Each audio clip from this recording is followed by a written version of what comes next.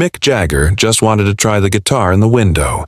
The shop owner looked at him for the second time and said it louder. "Sir, I'm telling you again. These guitars are for serious collectors. The entry-level section is at the back." He pointed. "You'll find something more suitable there." Garrett hadn't recognized him. He was throwing a legend out of his own store in front of everyone. But this was only the beginning, because a 26-year-old woman at the back of the shop had been watching Mick's hands since the moment he walked in, and she was about to do something nobody in that store expected. Chicago. A Saturday afternoon in October 2012. Mick's only plan was a quiet walk. The Midwest leg of the 50 and Counting tour had wrapped 2 days ago. He'd given the whole day to himself. No press, no lobby, no schedule. He slowed on Michigan Avenue, then stopped. A sunburst acoustic guitar sat in the window, warm under the shop lights, its spruce top the color of old honey. But the guitar wasn't the only thing that stopped him. His fingers found the old pick in his jacket pocket. No jacket today, purple chiffon shirt, no hat. Found it anyway in the breast pocket of the shirt, the smooth worn edge of it. Same pick he'd carried since 1963, same hand. Different window, the shop was called Meridian Guitars. 2 blocks off the Magnificent Mile, the kind of address that costs more than the instruments inside it. Even the door handles sounded different. Solid brass, tuned deliberately to click at a specific pitch when the latch caught. Inside, the heavy scent of lemon oil and old lacquer hit first. Then, the dry warmth of climate-controlled air keeping several decades of wood exactly where they needed to be. Small handwritten cards in front of the glass cases told each guitar's history. Who played it? Which album? Which tour? One detail was missing from every card: the price. This wasn't a store. It was a collection that happened to be for sale. The owner, Garrett Pierce, was 55. Fitted charcoal vest over a white shirt. Reading glasses on a chain. Silver hair combed back with the precision of a man who had been making first impressions his whole professional life. He had made his money in commercial real estate and bought Meridian 12 years ago because he'd always loved guitars and never had time to play them. And now he had time and money and a shop full of instruments that were mostly investments for people who understood that vintage Gibsons appreciated faster than the S&P 500 in certain years. He knew the inventory the way a banker knows his portfolio. He knew the names and the stories. He did not know what they sounded like. He'd never asked. When Mick stepped through the door, Garrett had his best customer of the month at the counter. A man named Harlow. Mid-40s, software money, 2 previous purchases from Meridian this year totaling $60,000. Harlow was looking at a 1957 Les Paul Gold Top. Garrett had it out of the case for him, propped on a velvet stand. Harlow picked it up the way people pick up things they intend to own rather than play, checking the finish, checking the hardware, checking the authenticity documentation. He would not play it. He never played them. While Garrett attended to Harlow, his eyes drifted to the man in the purple shirt who had come in alone and gone straight to the window where the acoustic sat. Mick looked at the guitar the way people look at things through glass when they want to understand what they're seeing rather than what they're being told.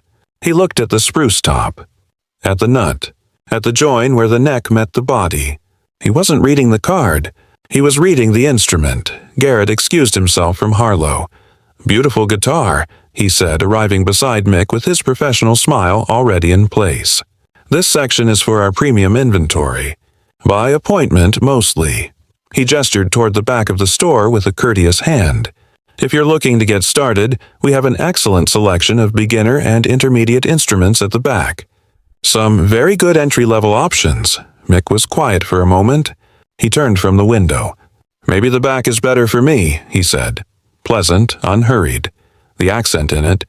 That specific accent softened by 60 years of living everywhere but never entirely losing where it started. They walked together to the back. Mick lifted an acoustic off the wall. Held it without playing it. He did this with each guitar he touched, settling the weight into his hands before committing to a note, the way you introduce yourself to an instrument before asking it to speak. He did it with the $200 guitars and the $2,000 ones the same way. At the counter near the register, a young woman had been watching since the moment he walked in. Her name was Maya.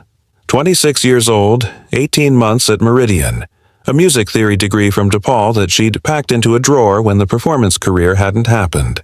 Nobody knew about the music degree at Meridian, including Garrett, who had hired her for her organizational skills and her ability to operate the inventory system.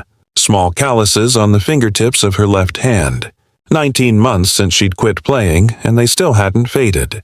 She hadn't wanted them to. Maya had caught something the moment Mick walked through the door.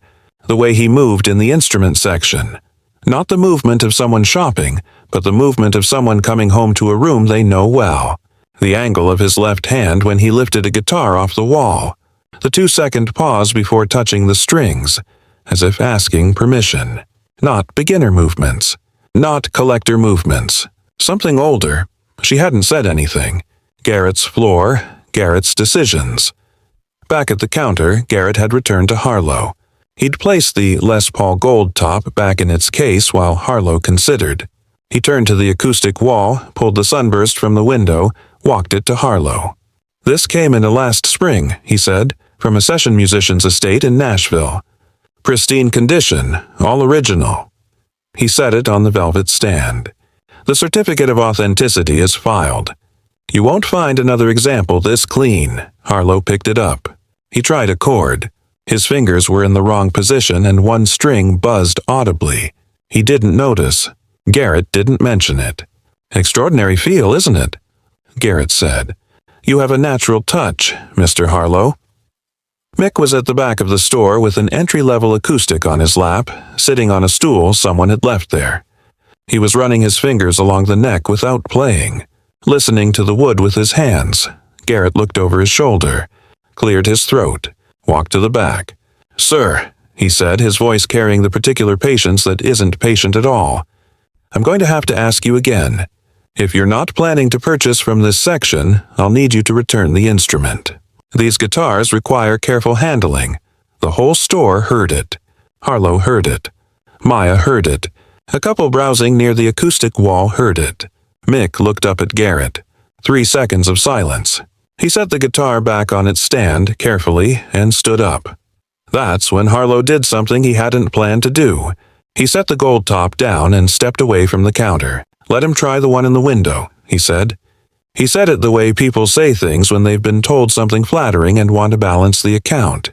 "What's the harm?" Garrett hesitated. Then he went to the window, brought out the sunburst acoustic, handed it across the counter. "Be careful with the neck. The original binding is fragile." Mick took the guitar with both hands. At the register, Maya's hand slipped behind the counter. She opened the back door to the small storage room, reached inside and lifted something out. A second acoustic. Older, darker, a hand-built instrument that had come in on consignment 6 months ago and hadn't sold because Garrett had priced it at a level that reflected what it was worth rather than what anyone was willing to pay. He'd stopped putting it on the floor.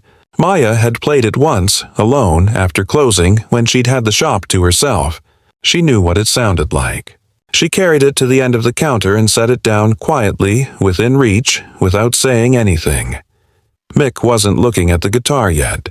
He was looking at the pick he'd taken from his pocket, the worn corners, the specific small notch on the surface that his thumb found without looking. He held it between his index finger and his thumb and looked at the guitar on the counter in front of him. He placed the pick back in his pocket. He wasn't going to need it. Before the first note, think about every guitar shop you've ever walked into. Think about the moment before you touch the instrument. The moment when the whole room is still waiting. Drop a comment if you've ever been underestimated in a room and had to decide whether to prove anything. Because what happens next is why nobody who was in Meridian Guitars that Saturday afternoon ever told the story quite the same way. Mick's eyes half closed. His left hand found the neck of the sunburst acoustic. His right hand came to the strings without the pick. And he played. The first note was nothing remarkable. Just an open A, low and sustained. Testing the instrument, the way you say a single word in a new room to hear what the ceiling does with it. The spruce top responded. Warm and present. More room in the sound than the guitar's age suggested. Then the second note. Then the third. A blues phrase, slow and deliberate. rooted in something older than any of the certificates of authenticity on Garrett's wall, older than the recording sessions and the touring years and the 5 decades of stadiums, older than all of it, going back to a kitchen radio in Dartford in 1955 and a sound that had grabbed a boy by the chest and never let him go. The room changed the way rooms change when something real is happening in them. Harlow set his phone down on the counter. He didn't decide to. His hand just opened and the phone was on the counter.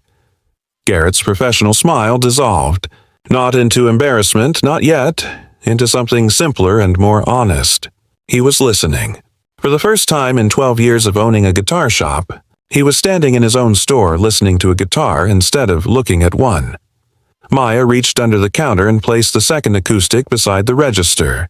Closer now, Mick's right hand moved through the strings with the particular quality of someone who has been having a conversation with a fretboard for 60 years and still finds new things to say. The melody went somewhere nobody in the room had expected it to go. Then it came back. Then it went further. The spruce top opened up as it warmed, the sound filling the climate-controlled air of Meridian guitars the way smoke fills a room. Slowly, then everywhere. Then Maya said the name.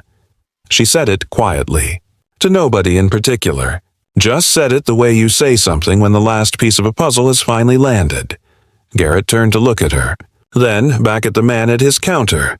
The purple shirt, the silver-gray hair, the hands on the guitar, the accent in the few words he'd spoken, the old pick. He'd seen that face on enough magazine covers, enough documentary footage. His mind was trying to refuse the information and not succeeding. The guitar played on for another 30 seconds. Then Mick lifted his hand from the strings. Silence. Harlow had forgotten the Les Paul entirely. The couple near the acoustic wall were standing completely still. The last note lingered in the climate-controlled air, and then it didn't anymore, and the room was just a room again. Garrett's hands came off the counter.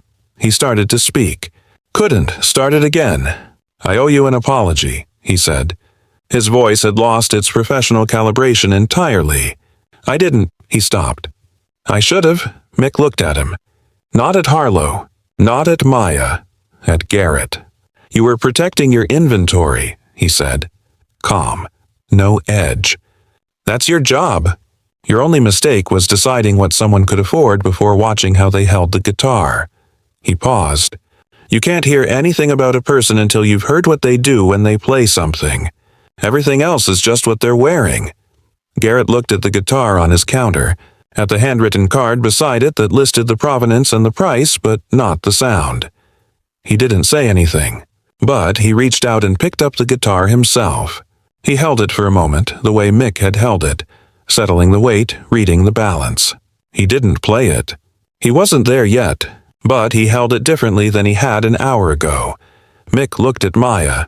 She was standing at the end of the counter with the second guitar, the hand-built consignment piece, still within reach. You brought that out, he said. It wasn't a question. Yes, she said. Why? She looked at the guitar. Because it sounds better, she said. I thought if you were going to play something, you should play the one that sounds the best. Even if nobody ever buys it. Mick looked at the second guitar for a moment, then at Maya. What happened to you? He said. That you're behind a register. She looked at the calluses on her left hand. I quit playing, she said. About 2 years ago. Mick looked at her hand for a moment. One word. Don't. That word stayed with Maya for the rest of her life. Single syllable. 4 letters. She pulled the guitar case out from under the counter that evening after closing and didn't put it back. Within a year, she had joined a small, acoustic trio that played 3 nights a week in the bars on Wicker Park. It was never a career. But every night before she went on, she'd look at her left hand, at the calluses, and she'd think of that single word and step onto the stage. Garrett Pierce kept running Meridian guitars. He didn't change the prices, and he didn't change the inventory. But he changed one thing. A small card went up by the door. He wrote it himself, twice, because the first attempt wasn't right. The second one was, it read, Every guitar in this shop has a sound. Ask us to play it for you. He put the hand-built consignment acoustic in the window. priced it the same as before. Within 2 weeks, a musician who had been told she couldn't afford the instruments at Meridian walked in and asked to hear it. She bought it. She brought it back 6 months later to show him what she'd recorded on it. He listened to the whole thing without once checking his phone. We'll leave you with something Mick Jagger once said, from a place that understood long before anyone else did. The blues is a chair, not a design for a chair or a better chair. It is the first chair. It is a chair for sitting on, not looking at. If this story reminded you that what you do with an instrument matters more than what you paid for it, hit subscribe and turn on notifications. Another Legends story is waiting. See you in the next one.